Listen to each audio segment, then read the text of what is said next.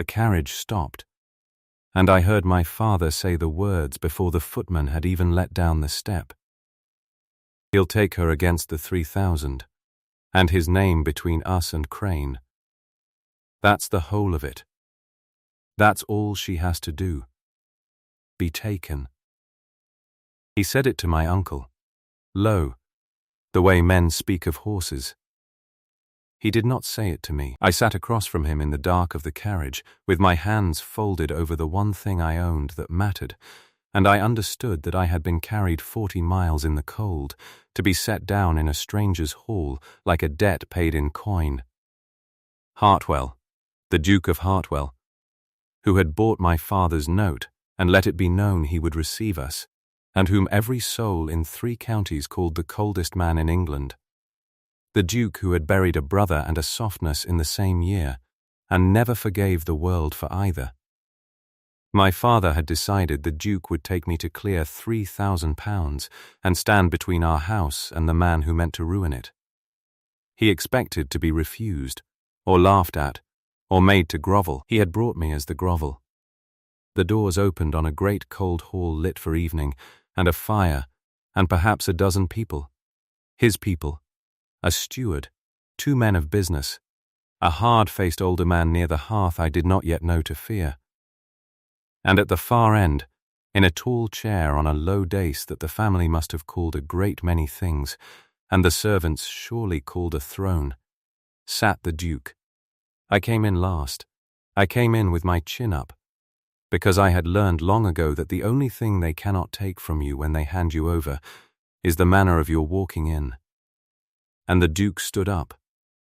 He stood the instant I crossed the threshold, rose out of that chair as though something had pulled him to his feet against his will, and a sound went through the room, a small collective intake of breath, because the most feared man in England did not stand for debtors' daughters. My father stopped mid-bow. The hard-faced man by the fire went very still. The Duke did not look at my father at all. He looked at me, across the whole length of that hall, and I felt the floor tilt because I knew the shape of him. I knew the set of those shoulders and the dark fall of hair, and when he turned his face into the light, the pale seam of a scar through his left brow that I had cleaned with my own hands and bound with a strip torn from my own petticoat 4 years ago, in a storm, when he had told me his name was only Tristan, and nothing more. "Leave us," said the Duke, in a voice I had heard before I ever saw his face. "All of you." Now they left. My father went too, bewildered, hopeful, dreadful, herded out by the steward, and the doors closed, and we were alone in a way 2 people are never permitted to be, which told me at once that whatever this was, it was already past the rules. He came down off the dice. He crossed half the hall and stopped, as if he did not trust himself to come the rest of the way. "Beatrice," he said. 4 years I had not heard my name in that voice. My hand closed in my pocket around the worn horn handle of a folding knife, the way it had closed 1,000 nights when I needed to remember I was a person who could not simply be picked up and set down. "You found me," I said, "or my father delivered me. I am not yet sure which." "Both," he said. "God help me, both. I should tell you about the storm, because without it none of the rest will make sense. In the October of 1814 I was 18, and I was being sent, the middle daughter, the plain one, the one whose name my mother forgot at table, to a cousin in Bath who needed a companion she would not have to pay. The coach broke an axle in the worst weather Wiltshire had seen in years, and I was put down at a half-shut posting inn called the Crown, on the Marlborough Road, with 1 frightened maid and a landlord who wanted us gone.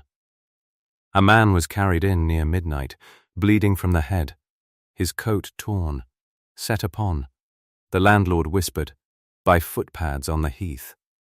No one would touch him. A gentleman travelling alone under a plain name was a gentleman who might be trouble, and the inn wanted no trouble in such weather. So I touched him. I cleaned the wound above his eye and held the edges together and bound it, and I sat with him through the fever of that first night, because the alternative was to let a man die in a corridor for the crime of being inconvenient. He woke. He was not what he had seemed. Under the plain coat and the false plain name was a mind like a blade and a grief he carried the way some men carry a limp. And we were shut in together by the snow for 3 days.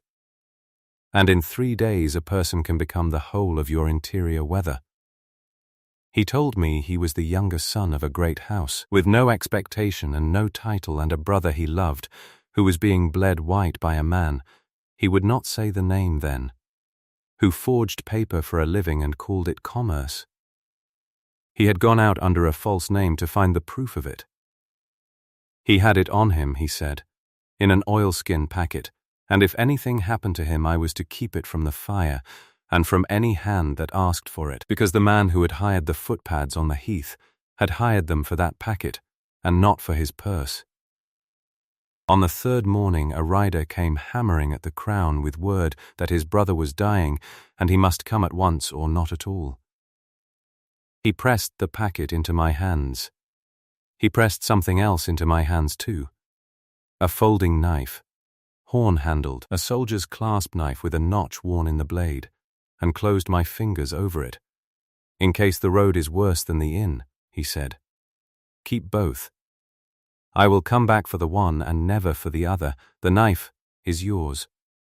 He did not come back. I waited at the Crown until they put me out, and then I went on to Bath with a packet sewn into my hem, and a knife in my pocket, and a name, only Tristan, that I had no way in the world to follow.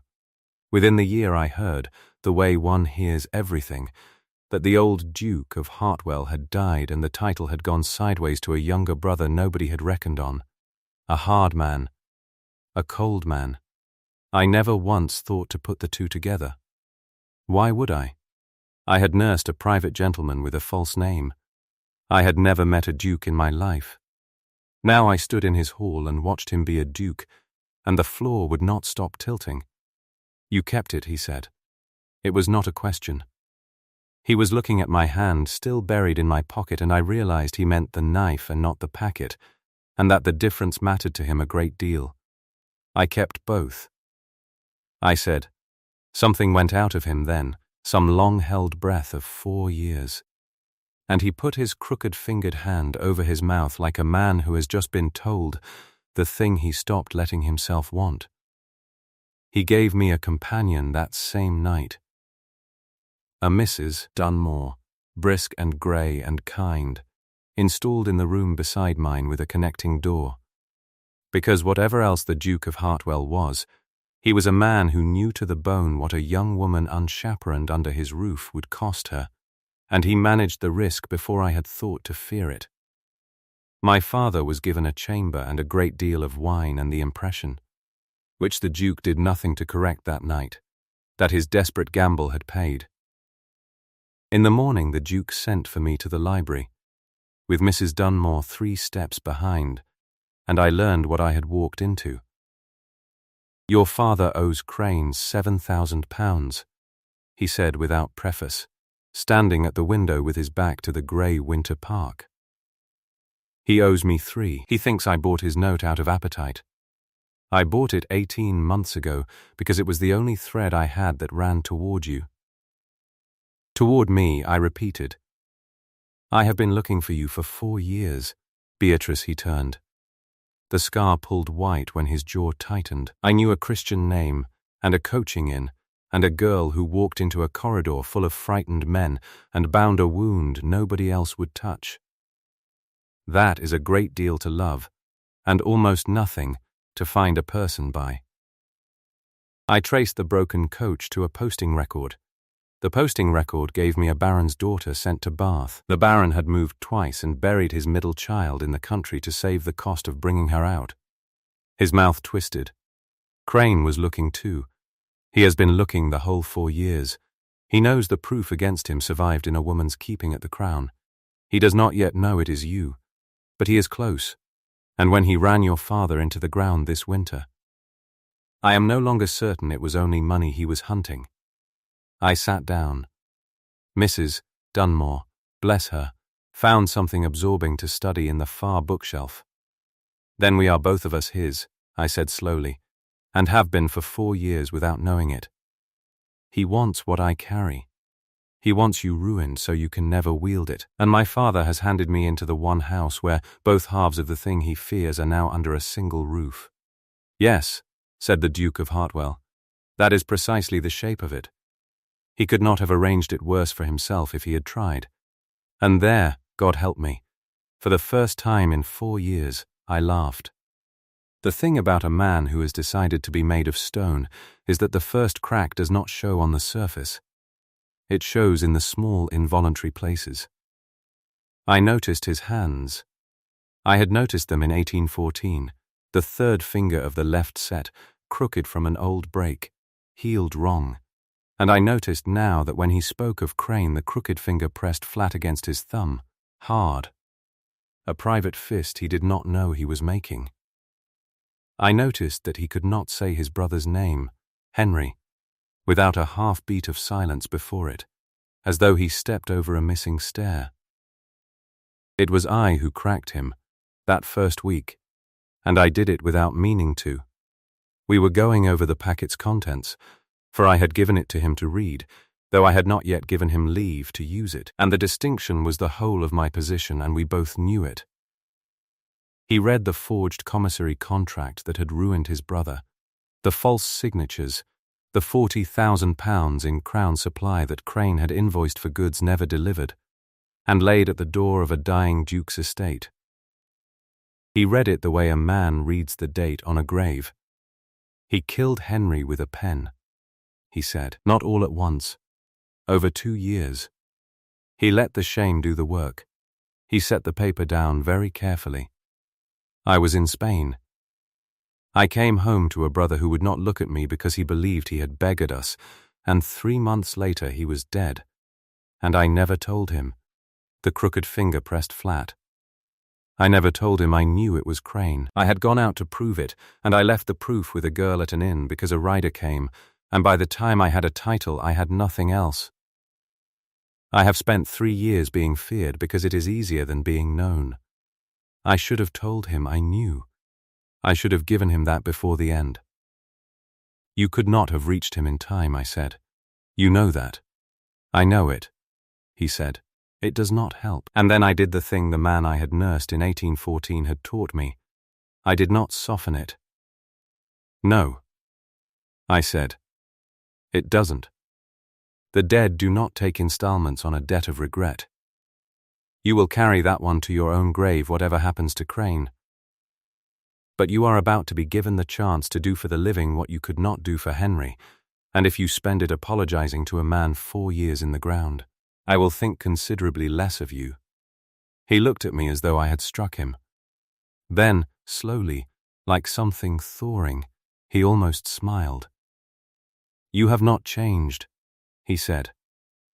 You bound my head in 1814 and told me to stop groaning and be useful. You were being very loud about a small cut, I said, and that was the moment I think that neither of us could afterward pretend had not happened. We fell, after that, into something that was not quite courtship because neither of us would name it, and was far too dangerous to be friendship. He would find me in the library of an afternoon, ostensibly over the accounts, and we would argue about Crane, about his brother, about whether a woman who had carried proof through 3 households for 4 years was entitled to decide how it was spent. He thought she was not entitled to risk herself. I thought she had earned the right to risk herself precisely by having carried the risk so long alone. We never settled it. I came to look forward to not settling it more than I had looked forward to anything in my life. You enjoy this? He said once, exasperated, when I had refused for the 3rd time to hand the packet over to his keeping outright. You enjoy making me ask. I enjoy being asked, I said. It is a novel sensation. I have spent 22 years being told. You will forgive me if I am slow to give it up. He had no answer to that, and the silence that followed was not an empty one. The first move came 8 days in. I returned from the park with Mrs. Dunmore to find my chamber wrong, a drawer not quite closed. The lining of my trunk lifted and laid back not quite flat. Nothing taken, because the thing worth taking was not there. The packet was in the Duke's strongbox, and the knife was in my pocket, where it had been since I was 18. But someone had searched, methodically, in the hour we were out, and the only people in the house were his. The Duke's face when I told him was the coldest thing I have ever seen, and I had spent a fortnight learning that face. Crane has bought a servant, he said, or planted one. He knows the woman from the Crown is under this roof. He may not yet be certain it is you, rather than a maid or Mrs. Dunmore, but he is certain enough to send a hand into my house. He was very quiet. He will not stop at a search next time. Then we move before he does, I said. You will let me move, he said. I will have you and the proof out of his reach by. No, I heard my own voice ring off the stone, and did not soften it. Stop looking at me as though I am the thing to be saved. I kept what ends him for 4 years with no Duke to help me. I sewed it into my hymn, and I carried it through 3 households, and I slept with a knife in my hand, and I did not give it up. You have the rank to make a room listen. I have the only paper that makes them believe what they hear. Neither of us is the rescuer here. Tell me where to lay it down, and I will lay it down, myself, in front of whoever you can gather, where he cannot make it vanish. He was silent a long moment. The crooked finger pressed flat, then, deliberately, released. There is a quarter-day audit, he said at last. The estate's creditors and the county men gather here at Hartwell 3 days hence to settle the Michaelmas accounts. Crane comes. He holds your father's larger note and means to use the gathering to press his foreclosure publicly, to shame Lytton into surrender before witnesses. He will bring his books to look respectable. Something kindled behind the cold.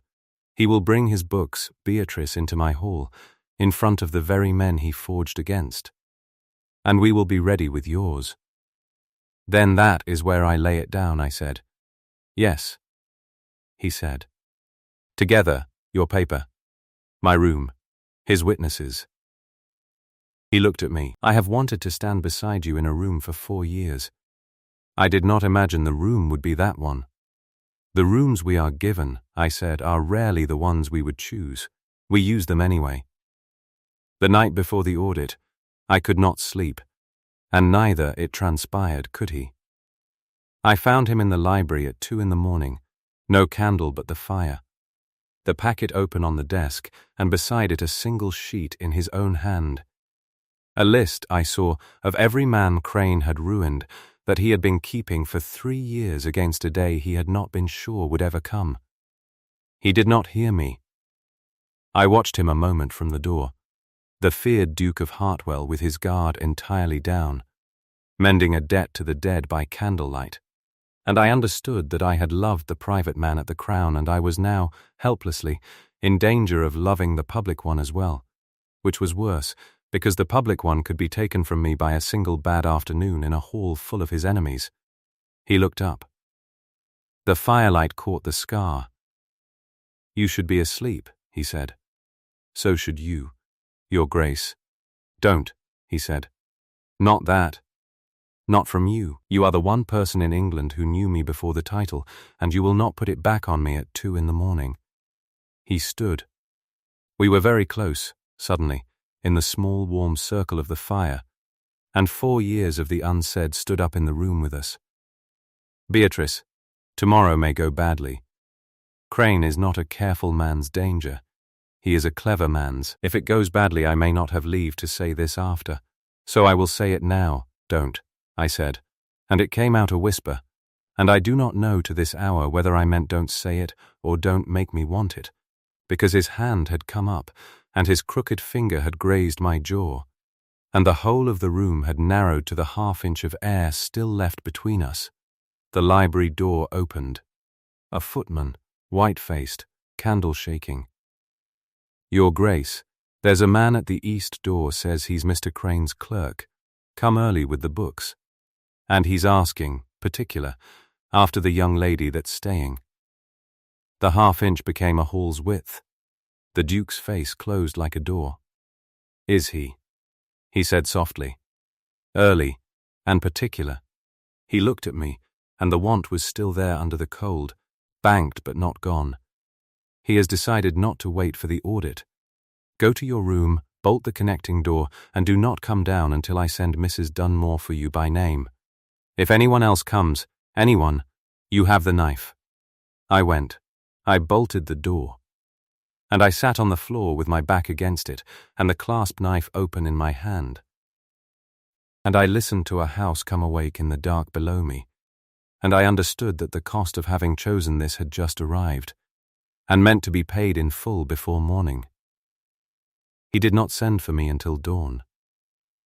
What happened in the small hours I had only in pieces. After, Crane's clerk had not come for the books. He had come, with 2 men, to take the woman from the Crown out of Hartwell quietly in the dark, before witnesses gathered who might hear what she had to say, to remove me, by persuasion or by force, and the packet with me, and to leave the Duke a scandal in place of a wife. A young unmarried woman fled from his house in the night, and his name in every scandal sheet by Friday, ruined past any power to accuse anyone of anything. Crane had grasped, at last and exactly, that the only thing more dangerous to him than the proof was the pair of us standing in one room and refusing to be shamed apart. The Duke had met them in the East Passage with 6 of his own men, and a magistrate he had waked and sent for at midnight on a hunch, and the clerk and his 2 bravos were locked in an outbuilding awaiting the morning. But Crane himself was still to come.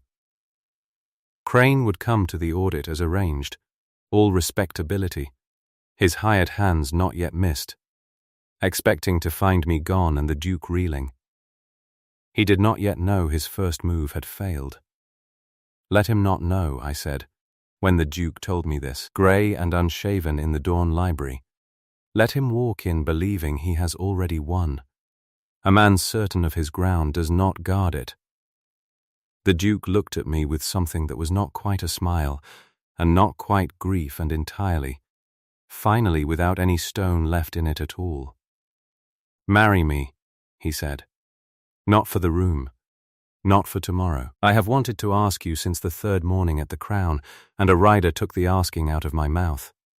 Marry me, Beatrice. Whatever happens in that hall in 3 hours.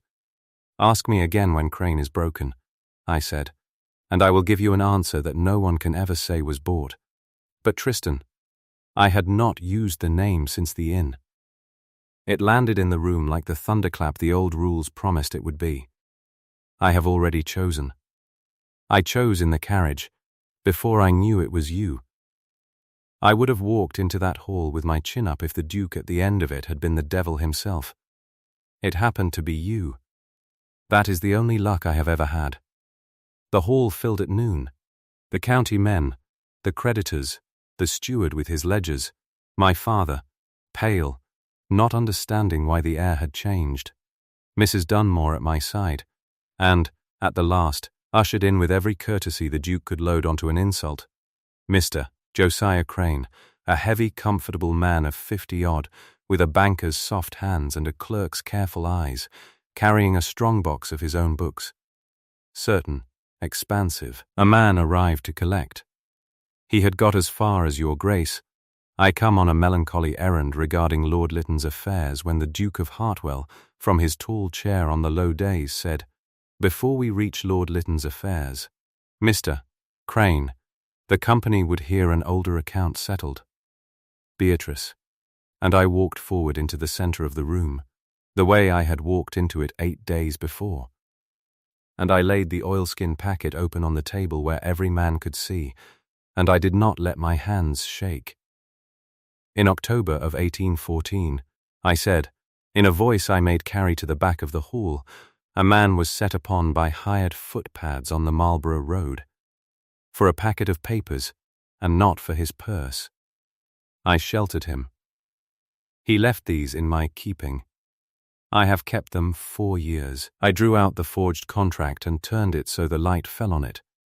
This is the commissary contract by which £40,000 of Crown supply was invoiced for goods never delivered, and the loss laid against the estate of the late Duke of Hartwell, whom it ruined and helped into his grave. The signatures are forged. The hand that forged them and invoiced them and bought the silence of 2 clerks to cover them was Mr. Crane's. I will swear it. The men he sent to my room this fortnight to take these papers back are at this moment locked in an outbuilding of this house, taken at midnight, and will swear to who sent them.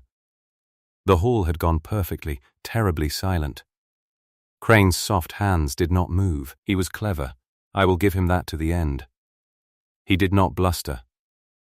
He turned to the Duke and the magistrate with a sorrowing, reasonable face, and he played the only card a clever man had left.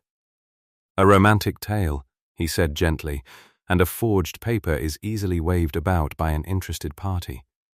But let us all be plain about the interest. This young woman spent 3 days alone, quite alone, by her own account, at a roadside inn, in the keeping of a strange man, with no chaperone and no relation, 4 years before she turned up, unwed and conveniently penniless, in the private house of a duke who now produces her to ruin me. I am sorry to be coarse before such company. He spread his hands to the room, to the county, to my white-faced father. But you will none of you take the sworn word of a woman whose own conduct will not bear daylight. Who was the man at the inn, madam? Name him. Name the stranger you nursed alone for 3 nights. Or stand there and let this company draw the conclusion your silence invites. It was beautifully done. I felt the room begin to turn, felt the county men shift, felt my father's shame rise up to drown me, felt 4 years of careful keeping balanced on a single name I could not speak, without ruining the very man I meant to save, because to name him was to confess myself compromised, and to make my testimony the word of his kept woman. And the Duke of Hartwell stood up. He stood the way he had stood the night I entered his hall, out of the tall chair as though pulled to his feet, and he came down off the dice into the center of the room, and he stopped beside me, close, where every soul could see, and he said, to the whole assembled county, in that low voice that needed no raising to be heard, the man at the inn was myself.